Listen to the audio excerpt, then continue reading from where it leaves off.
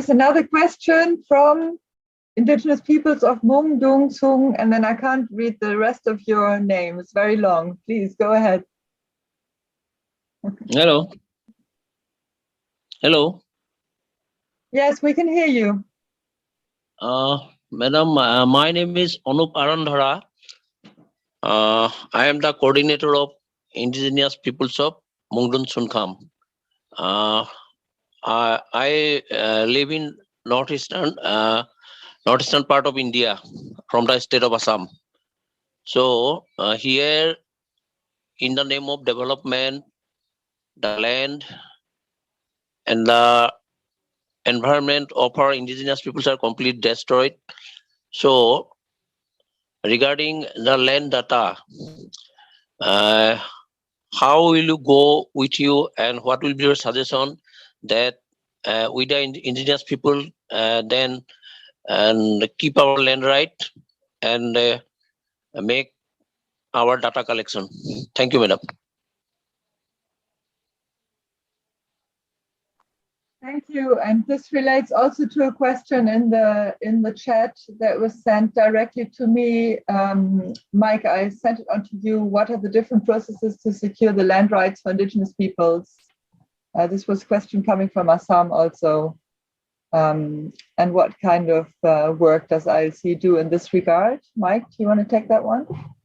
Yeah, sure. I can try and give a brief answer because the answer is really quite elaborate. It's a lot to try and do at all different levels.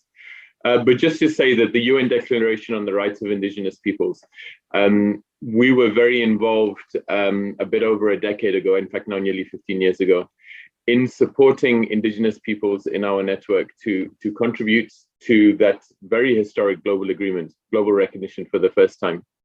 Of the rights of indigenous peoples, including the rights to land and territory and indigenous knowledge, which is often based on rights and territory. So we've done a lot of work in promoting the understanding and the awareness of that global agreement at the national level in countries with significant populations of indigenous peoples. Many of our members are indigenous peoples organizations working at the local level, and some also federations of indigenous peoples, like the Asia Indigenous Peoples Pact. I don't know whether the gentleman that just spoke, whether you're a member of the Asian regional platform of indigenous peoples. So even though your organization is not a member of IOC, possibly through your federation, we have a link. We support our members in particular countries to engage with their governments on changing particular laws that are discriminatory on land rights. Now, our members choose their agenda. So there is a platform in India, and in India it does work on the land rights mostly of pastoralist peoples and landless farmers.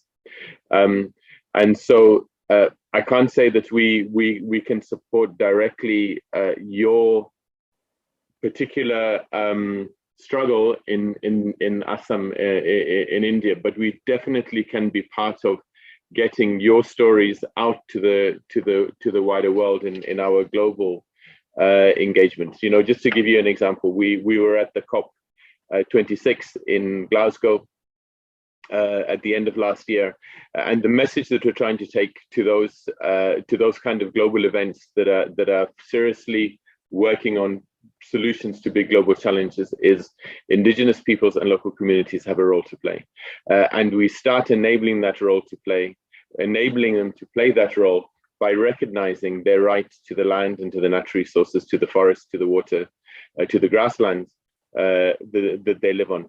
And so I'm sorry to say that it's a sort of generalized support. I think stories like yours are tragically repeated over so many communities around the world, and our coalition can work in some areas and cannot work in other areas, but certainly in terms of global solidarity, in terms of visibility, we do our best to get stories like yours and messages like yours out and heard and understood in global processes where we think it's absolutely important that decision makers need to be listening to, and shifting what they do, what they prioritize, and particularly recognition of indigenous people's land rights.